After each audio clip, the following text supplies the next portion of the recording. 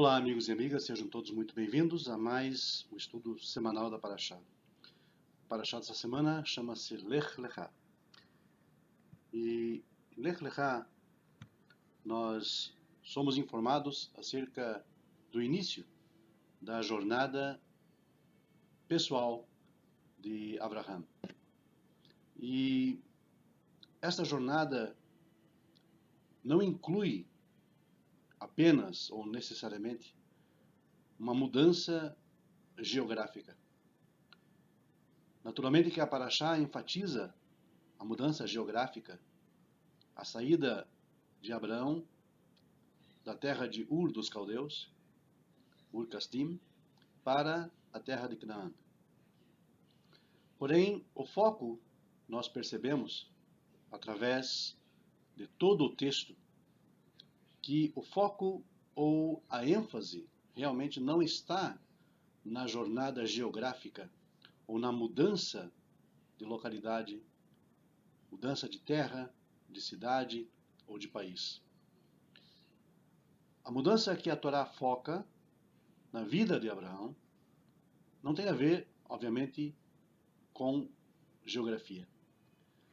A mudança mais profunda que realmente ocorreu em sua vida foi a sua mudança de condição, a sua mudança de atitude, mudança de pensamento. O seu foco, que antes visava o serviço aos deuses estranhos, que visava a Avodah Zará, a idolatria da sua casa, foi totalmente modificado, totalmente modificada. A sua visão passou, então, a focar na observância da vontade do Deus único. E é exatamente sobre esse chamado que nós gostaríamos de falar hoje. A Parashá abre no verso 1 do capítulo 12 de Bereshit, Gênesis, da seguinte forma: Vayomer Hashem el Abram, lech lecha mi'arzcha umimoladetecha umibeit avicha el haaretz asher areka. E disse o Eterno a Abraão: sai, vai para ti mesmo da tua terra e da tua parentela, da casa de teu pai, para a terra que eu te mostrarei. E esse primeiro verso contém a essência de uma mitzvah muito pessoal para Abraão. Lech Lechá, que aliás é o nome da nossa parashá. Literalmente nós traduziríamos Lech Lechá como vá para ti mesmo, ou vá por ti mesmo. E o que será que essa terminologia, o que essa palavra, o que essa expressão realmente quer nos ensinar? O que Hashem diz para Abraão, Lech Lechá, implica numa viagem ao próprio eu, numa viagem interior, numa busca de respostas, numa ânsia de encontrar soluções para os problemas que ele via ao seu redor, na sua parentela, na casa do seu pai. A tradição judaica nos ensina que o pai de Abraão era um idólatra e era fabricante de ídolos. Abraão cresceu no meio de fabricantes de ídolos. E todo aquele peso, toda aquela problemática daquele ambiente, ele conseguiu perceber quando a sua mente despertou para a realidade do Deus único. E a própria tradição nos ensina que foi estudando a criação de Deus, percebendo a criação de Deus, tudo aquilo que ele criou, que Abraão chegou à conclusão da existência de apenas um único Deus.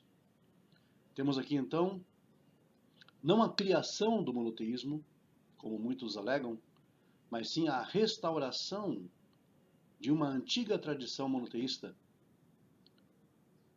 que, na verdade, se nós formos investigar a Torá, a ponte que liga Abraão através das gerações, nós vamos acabar nos deparando exatamente com a pessoa de Noé.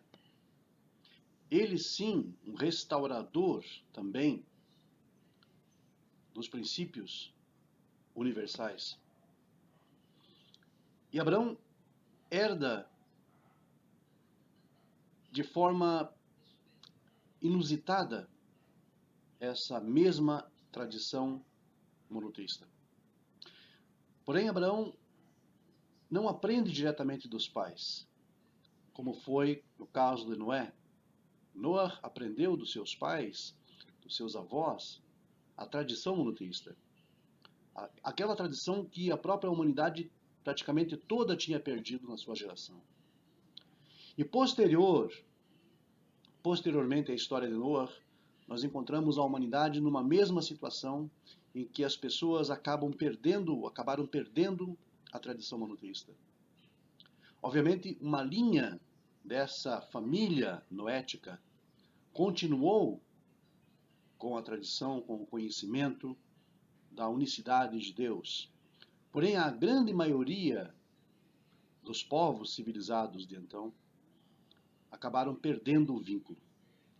E Abraão aparece exatamente no final dessas gerações, exatamente no local onde as pessoas tinham perdido essa tradição monoteísta. E Abraão aprende por conta própria, na base da observação. Ele restaura os princípios monoteístas naquela região, naquela casa, naquela família. E por essa razão, há muitos méritos na pessoa de Abraão. Porque ele não recebeu por tradição paterna. A sua família não cultuava o Deus único. A sua família era idólatra. O mérito de Abraão, então, jaz primariamente neste caso, na percepção da criação de Deus. Como diz o próprio Rambam, nós podemos conhecer o Criador por meio da sua criação. Foi assim que ele o descobriu. E a sua mente foi impactada por palavras divinas. Lech lecha, vai para ti mesmo. Investiga. Além de sair geograficamente desta região, você tem que sair dessa condição que você se encontra. Investigue.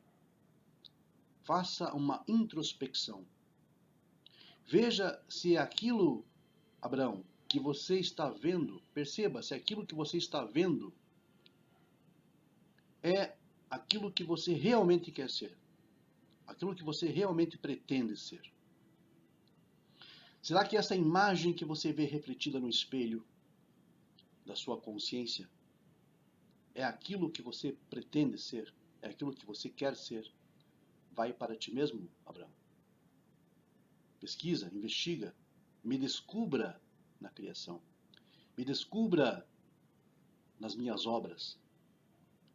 Abraão foi um servo obediente, porque ele deu ouvido à voz do seu intelecto. Abraão não foi como outros da sua geração, que deu ouvido à voz do seu coração. Porque o coração do homem, ele é chamado nas escrituras de enganoso. O coração do homem tende a perverter a sua percepção real. Abraão não agiu conforme o seu coração, mas sim conforme o seu intelecto.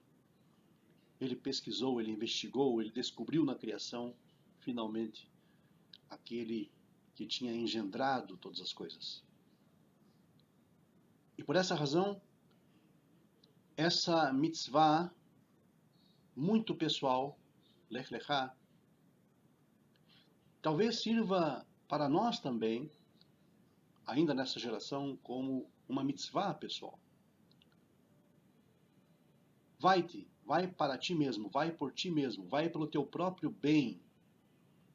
Faça uma introspecção, medite, veja se a tua situação atual, se aquilo que você faz, aquilo que você entende, aquilo que você acredita, é realmente real, se é realmente válido, se os princípios que você defende são realmente válidos. Essa introspecção veio para Abraão como uma mensagem divina. E assim, ele não deixou por menos. Ele saiu da sua terra, literalmente falando, e saiu também da sua condição, se despiu da sua condição de idólatra, da sua condição de viver em meio a idólatras. E foi para uma terra que ele não conhecia. Para Abraão, a aventura monoteísta era uma terra que ele não conhecia. A descoberta do monoteísmo era para ele a sua terra mais estranha, porque, como disse há pouco, ele não recebeu por tradição familiar. Ele a descobriu. E assim, esse admirável mundo novo se descortinava diante dos olhos de Abraão, dos olhos da sua mente.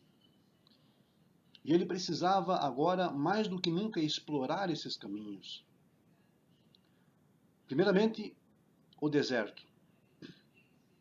O deserto físico, a travessia pelo deserto geográfico, com todas as suas dificuldades. E depois, o deserto que representa a solidão de se sentir só no mundo, de perceber-se isolado de todas as demais civilizações. É exatamente dessa forma que o monoteísta se sente muitas vezes. Como um eterno peregrino, como um eterno Abraão, migrando da sua terra, da sua condição anterior, para uma condição totalmente nova. Muitos monoteístas se sentem num verdadeiro deserto, isolados, solitários. Mas a grande mensagem que nós temos, ou que extraímos da Parashá Lech Lechá, é que no caminho pelo deserto, na travessia, na migração de Abraão, ele contava com a certeza absoluta de que alguém velava por ele. E que esse alguém não era ninguém mais, ninguém menos que o próprio Criador do universo. Abraão não tinha motivos para se sentir só ou isolado do resto do mundo, porque ele sabia, ele tinha plena convicção de que a sua descoberta era uma descoberta real. Porque não era o seu coração que falava com ele, era o seu intelecto, era a sua razão. Ele observou o mundo à sua volta, ele estudou as minúcias da criação. E percebeu ali então a digital de um Criador. Percebeu ali então a assinatura de um Criador. Isso era algo infalível para ele. Da mesma forma, o monoteísta, quando descobre o monoteísmo, sente-se no deserto. Mas essa é uma percepção enganosa. Embora estejamos passando por um deserto em relação às nações não monoteístas, aos povos não monoteístas, nós entendemos que a base para entendermos dessa forma, para agirmos dessa forma, para nos despirmos dessa antiga natureza, dessa antiga condição, é muito sólida. A base daquilo que nós sentimos, daquilo que nós percebemos, é a base sólida do intelecto. É o embasamento da razão. É o chamado que todo monoteísta ouve quando abandona a sua vida de idolatria, de Avodazará. O mesmo chamado de Abraão, Lech Lechá. Atravessando o deserto, chega-se então a Canaã, a terra prometida, a terra da promissão. E essa terra prometida, ela ainda assim deve ser desbravada, tal como ocorreu na história de Abraão. Naturalmente, as coisas não são fáceis, assim como não foram fáceis para Abraão, literalmente falando, nem literalmente falando, e menos talvez ainda quanto àquilo que ele entendia, quanto àquilo que ele acreditava. O monoteísmo torna as relações sociais um pouco difíceis. É muito complexo, muitas vezes, você explicar aquilo que você entende. É muito difícil, em palavras, expressar qual é a percepção que nós temos do mundo à nossa volta, daquele que nos criou. Religiões há no mundo exatamente na mesma proporção que havia religiões na época de Abraão. E as dificuldades são as mesmas para explicar, as dificuldades são as mesmas para fazer entender, para fazer-se entender. Parece que a língua do monoteísta é um idioma estrangeiro. Assim como Abraão teve dificuldades para se expressar, para mostrar para as pessoas como a realidade se processa. E mesmo assim nós vemos que ele, pela Torá e pela tradição, sentava-se em sua tenda à tarde e ficava no caminho, na estrada, esperando que alguém aparecesse por ali, para que então pudesse dialogar e desta forma então trazer pessoas para junto de si, ou hospedar pessoas, usar de hospitalidade para com elas, para então introduzi-las ao conhecimento do monoteísmo, da realidade de Deus. E essa atitude de Abraão, de certa forma, nós temos a tendência, nós queremos imitá-la. É realmente muito difícil, complexo muitas vezes, mas mais importante do que muitas vezes a nossa falta de palavras, ou muitas vezes a nossa falta de argumentos, é fazer com que a pessoa raciocine, é mostrar para ela. Não é importante você mostrar a sua própria experiência monoteísta, porque as experiências nada contam em nada. As nossas experiências não contam nesse aspecto. O que conta é levar a pessoa a raciocinar, guiar a pessoa no processo de aprendizado do monoteísmo, é fazê-la raciocinar por conta própria. É fazer com que ela chegue às suas próprias conclusões a partir de pistas ou a partir de concepções primárias. Nós não precisamos convencer as pessoas, porque o convencimento se dá por meio do próprio intelecto. A simples análise do mundo à sua volta fez com que Abraão compreendesse os princípios monoteístas. E nós devemos desenvolver meios para levar as pessoas a raciocinar, a usar o intelecto e a perceber em si mesmas e também no mundo à sua volta a marca do seu Criador. Percebemos então que Abraão tinha uma grande tarefa pela frente. E essa introspecção, essa viagem ao seu interior para investigar a sua condição, resultou na sua plena convicção acerca do Deus único. E assim, isso o impeliu, de certa forma, como diz o próprio texto da Torá, a fazer almas. E quando eles se moviam de um local para outro, a Torá diz que eles levavam consigo as almas que faziam. Obviamente, Abraão não criava seres, porque Abraão não era criador, mas esse fazer almas, de acordo com a tradição, era as pessoas que ele convertia ao monoteísmo. Ou melhor dizendo, que ele revertia ao monoteísmo. Essas almas que Abraão e Sara faziam eram exatamente as pessoas que se convenciam da realidade do um. E eles levavam essas pessoas consigo, formando um grande clã. E é importante que se note que essas pessoas, obviamente, tinham um papel fundamental, porque elas em contato com outras, elas transmitiriam adiante essa mesma mensagem monoteísta de Abraão. Então, por assim dizer, Abraão tinha uma missão. Ele sentia-se na obrigação de difundir o monoteísmo, de espalhar aos 4 cantos do mundo a mensagem monoteísta. Abraão era proselitista? Certamente era. Certamente que era, pois ele fez muitas almas de acordo com a Torá. Essa tarefa deve ser encarada com toda seriedade pelo monoteísta.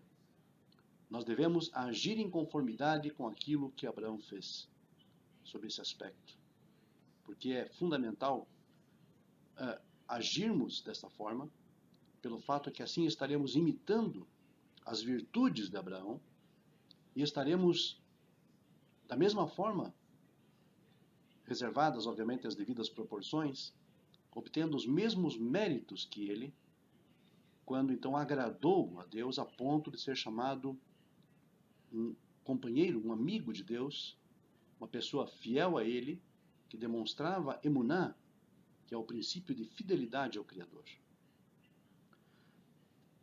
Vemos também que Abraão, nesta paraxá, no capítulo 14 do livro de Gênesis, Bereshit, ele se encontra com Malquitzedek. E Malquitzedek é o rei de Shalem, o rei da antiga cidade de Jerusalém. E Malquitzedek é descrito como sacerdote do Deus Altíssimo. E Abraão reconhece nele alguém de suma importância. Toda a tradição judaica ensina que Abraão prestou suas reverências ao sumo sacerdote de Shalem, Malquitzedek, e a própria tradição ensina que este rei era, na verdade, Shem, filho de Noar. E Shem, filho de Noar, foi exatamente aquele que herdou do seu pai a tradição monoteísta. Agora nós encontramos aqui Abraão ao lado de Malquitzedek, Abraão já conhecendo a tradição monoteísta por conta própria, por descoberta, finalmente ele encontra alguém que pensa como ele, alguém que crê assim como ele, alguém que está afinado com o seu pensamento monoteísta. E a tradição diz que Malquitzedek, na verdade é Shem, ensina Abraão nos caminhos do monoteísmo. Mas esse ensinar de Malquitzedek, obviamente, seria um refino daquilo que Abraão já tinha percebido. A nossa percepção, exatamente por ser embasada apenas em percepção, ela pode nos trazer verdades, mas ela precisa de lapidação. Ela precisa de conhecimento adicional. E é por essa razão que a tradição judaica, em Pirkei Avot, diz que a pessoa deve ter para si um professor, ter para si alguém que o ensine. E diz mais, que se alguém ensina para você uma letra apenas da Torá, essa pessoa é o seu mestre. E Abraão encarou dessa forma. Malquitzedek passou a ensinar a Abraão, de acordo com a tradição judaica, a lapidar os princípios monoteístas em Abraão. E segundo nós temos no texto, Abraão então lhe paga dízimos, reconhecendo nele sacerdote. É o Rashi que aponta esse fato. A despeito, em parênteses agora, de que muitas pessoas advogam a ideia de que foi o contrário, que foi Malquitzedek que pagou dízimos para Abraão, a tradição judaica, quero deixar bem claro isso para todos, a tradição judaica, de forma universal, pode procurar em Rashi, Paulo Haturim, Ibn Ezra, você vai encontrar os comentários dos sábios dizendo que foi Abraão que pagou dízimos para Malquitzedek, e não o contrário. Porque isso é um reconhecimento da autoridade de Malquitzedek, não o contrário.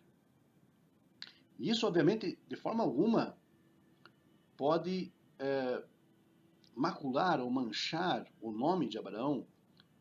Isso, de forma alguma, vai fazer com que Abraão seja diminuído. O simples fato é que a Torá admite que Abraão pagou dízimos para Melquisedeque porque reviu nele sacerdote do Deus Altíssimo. Ainda que muitos críticos digam que Melquisedeque não adorava o Deus de Abraão, porque existia um El Elyon na antiguidade, que era cultuado pelas nações, que era cultuado naquela região. O fato é que Abraão percebeu em Shem, ou em Melquisedeque, se vocês assim desejarem, os mesmos princípios que ele defendia.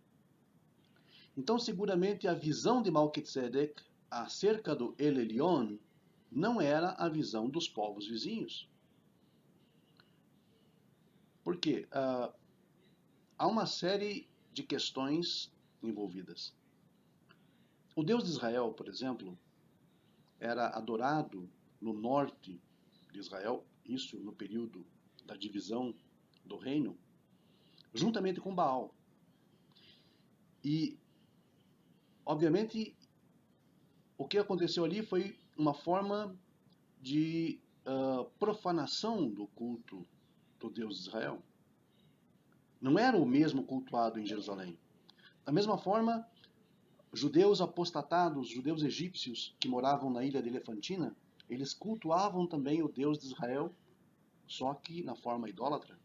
Isso não quer dizer, obviamente, nada. O fato é que na terra de Israel, na região onde existia a cidade de Jerusalém, onde existia o templo sagrado, as pessoas adoravam a realidade do Deus único. Então, ainda que existisse o El Elyon, o culto a El Elyon, na região, que era um culto predominantemente idólatra, Melquisedeque, ou Shem, adorava o El Elyon, o Deus Altíssimo, que esse é o nome, na forma pura, na sua essência, assim como Abraão adorava. Tanto é que Abraão reconheceu nele exatamente os mesmos princípios de fé. E nada se fala acerca de Melquisedeque, trazendo, por exemplo, sob os braços um ídolo, uma imagem, para que Abraão então adorasse essa imagem. Melquisedeque não trouxe nada, exceto pão e vinho, que era a forma de dar boas-vindas ao visitante. Eu abri esse parênteses porque há muitas especulações, e eu gostaria de deixar isso claro para vocês, para que vocês não caiam vítima de pessoas muitas vezes mal intencionadas, ou pessoas que na maioria das vezes se posam de críticos bíblicos e na verdade esquecem, né, de perceber o contexto daquilo que a própria Torá diz.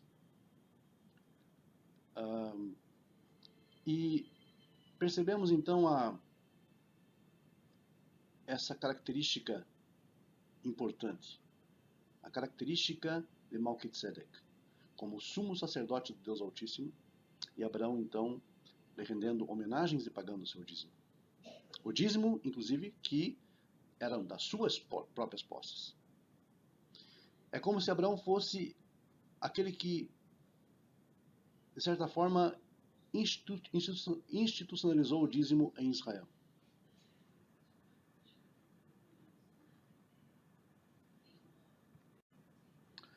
E além disso, não podemos, obviamente, deixar passar o testemunho da própria Torá, porque se o El Elyon mencionado, cultuado por Melquisedeque, fosse outra divindade qualquer, naturalmente as pessoas que na antiguidade tivessem lido essa passagem teriam contestado. Seria contestado abertamente. Quer dizer, então, é claro que não há nenhum tipo de ligação entre o El Elyon mencionado ali e aqueles ídolos que eram adorados na região. Não podemos ignorar o próprio testemunho da Torá e também as pessoas que viviam naquela época e que poderiam facilmente negar isso ou então refutar essa tese. Nem mesmo vertentes que surgiram posteriormente à formação do povo hebreu, contestaram, nem mesmo os rebeldes contestaram isso. Portanto, isso não condiz com os fatos. A questão fundamental do chamado de Abraão o que lança as bases para esse chamado é exatamente a sinceridade e a clareza das intenções de Abraão. Porque, naturalmente, que o homem tem dentro de si mesmo, como eu sempre menciono, os princípios elementares do que nós chamamos Torá. Sempre falo, sempre menciono isso nos estudos, que Torá não se resume a apenas 5 livros. Torá é algo muito mais profundo do que isso. Torá, por definição, é a imagem de Deus em nós. É aquilo que nos guia neste mundo. É o equipamento no que foi nos dado pelo Eterno desde o momento em que o homem sai do Gan Eden para este mundo, para esta nova realidade. Então nós somos equipados com a Torá. Apenas perdemos, muitas vezes, o vínculo com ela, porque há interferência marcante do desejo, há interferência do livre-arbítrio, e muitas vezes nós perdemos contato com essa Torá que há em nós. Nós perdemos o vínculo, perdemos o fio da meada, não conseguimos encontrar, mas ela está latente dentro de nós. Porque a partir de Nishmat Haim, a partir do fôlego vital, que transformou o homem num ser intelectualizado, num ser racional, a Torá foi absolutamente inserida no ser humano. A essência do que nós chamamos Torá. Ai daquele, eu sempre digo, que vê na Torá apenas o conteúdo de 5 livros. Essa pessoa que vê desta forma ainda precisa entender o que é a Torá, qual é a intenção por trás da palavra. Torá significa instrução. E nós, como seres humanos, seres criados por um Deus inteligente, ele obviamente criou seres inteligentes, que é o homem. E ele não deixou o homem aqui na Terra sem um manual de instruções.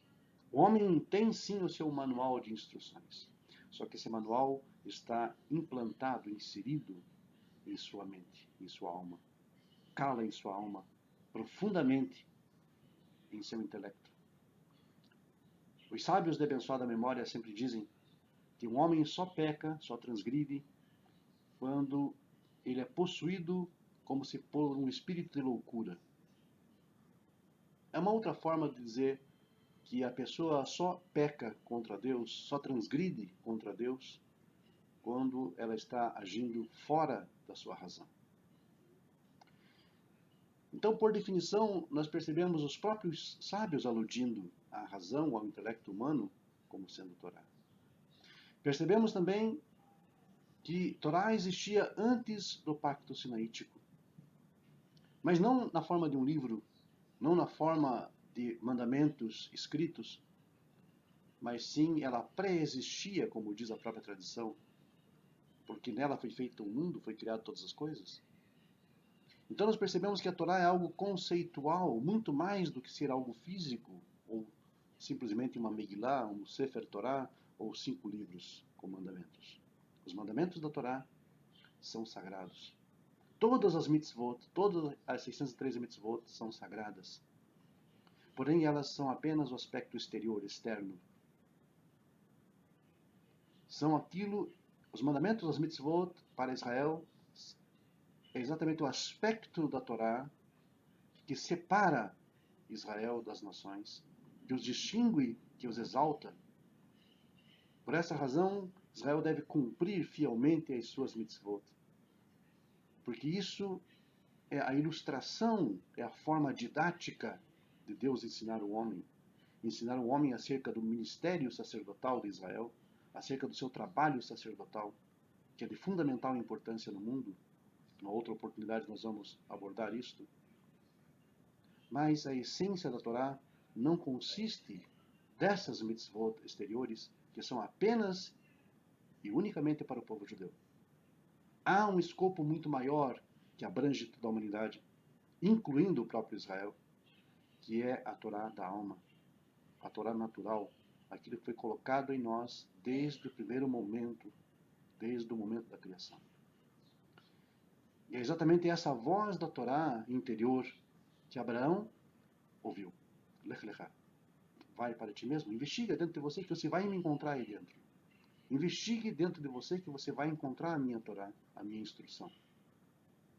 E aí então você será homem de verdade. Aí então você será homem pleno. Porque é só através do conhecimento da lei divina, através do conhecimento da vontade de Deus em nós, é que o homem se descobre como homem. É que o ser humano se descobre como ser humano. É isso que nos faz realmente humanos, que nos distingue do restante dos animais, que nos eleva e que nos conduz para o caminho da justiça, o caminho de fazer autenticamente a vontade de Deus. Que assim seja para com todos. Muito obrigado e até uma próxima oportunidade. E Mirtz Hashem.